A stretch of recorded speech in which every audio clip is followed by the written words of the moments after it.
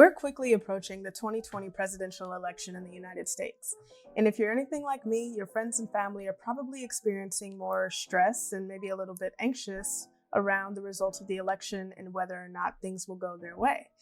I know I have friends that are having trouble sleeping, that are feeling more anxious, and that are just incredibly stressed. And so I thought it would be a good idea to create this video and just reinforce the importance of taking a preventative approach to managing your stress. Now, what I mean by taking a preventative approach is remembering that right now, if we haven't been doing anything to really actively manage our stress and take care of ourselves, when things hit the fan, right? When something doesn't go our way, then we more than likely will default back to those ways of coping. But if we can get a jump start on it and take care of ourselves and take a preventative approach before the stress happens, start taking care of ourselves now, start coping in the ways that we know are effective, then when something does happen, then more than likely, you'll be more likely for your brain to find that habit, this new habit, breathing exercises, taking a walk, phoning a friend versus cussing somebody out and going back and forth over the internet. Your brain will be able to be more likely to find a healthier habit to cope with if it's already been practicing using that coping method.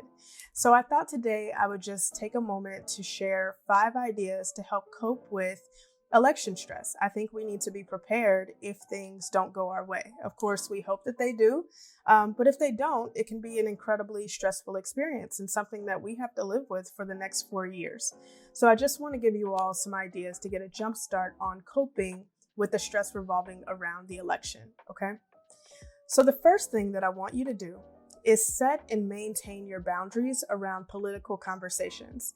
So whether you're talking with friends or family, political conversations, if you've been having them, and especially if you're talking to someone who does not share the same views as you do, they can become incredibly tense. They can escalate into conflict, and it can be really hard. So if you do have these conversations, try leading with a sense of curiosity instead of trying to convince people and trying to go into debate mode, right? So if you can, maybe, take this as an opportunity to learn something from another side. But if you can't even go into that space without arguing and debating and just getting yourself physically upset, maybe put some more boundaries around that conversation. And I know the holidays are quickly approaching, and if you don't want your Thanksgiving dinner cut 30 minutes short, it might be a good idea to set some boundaries up front and say, hey, we're not talking politics at this dinner table, okay?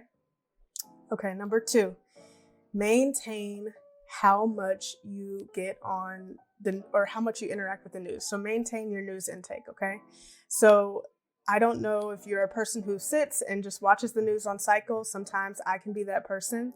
What I've had to do this election season is really monitor how much I am watching the news and really just going to get what I need and get just enough to be informed and walk away without getting myself completely upset and outraged.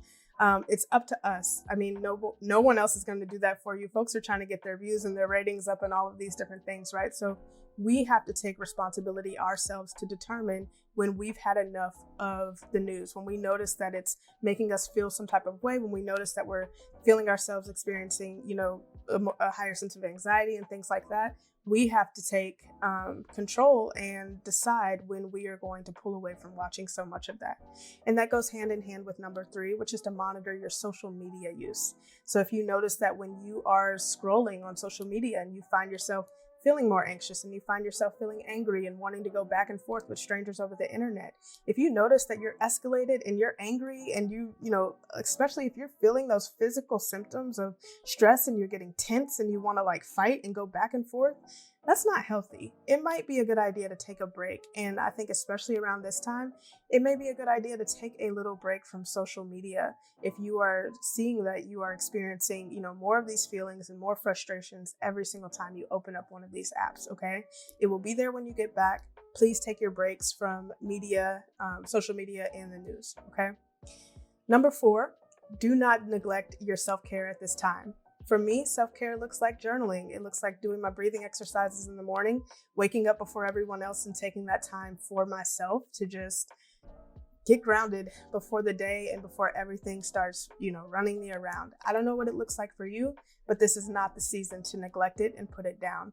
If anything, really ramp up your self-care right now. Make sure that you are taking care of yourself, taking care of your mental, and doing what makes you feel good in a world that unfortunately can make us feel really bad right now, okay? And lastly, don't hesitate to reach out for additional support at this time. If you are feeling, feelings of depression, or, that you just need a little bit of extra support at this time, if you're having trouble getting out of bed, if you're having trouble having conversations with your loved ones, it's okay. I think if anything in this season, between this election and the pandemic and the social unrest and so many other things that we are collectively experiencing right now, I think we all understand that it is okay not to be okay. Okay. So if you're finding that, these different actions just aren't cutting it, please reach out and get the additional support that you need. Reach out to a trusted counselor, reach out to a trusted friend, whatever it is that you need at this time. But please do not just sit there. Take care of yourself as best you need to at this time, okay? So please take care of yourselves, take care of each other. God bless America and create a great day.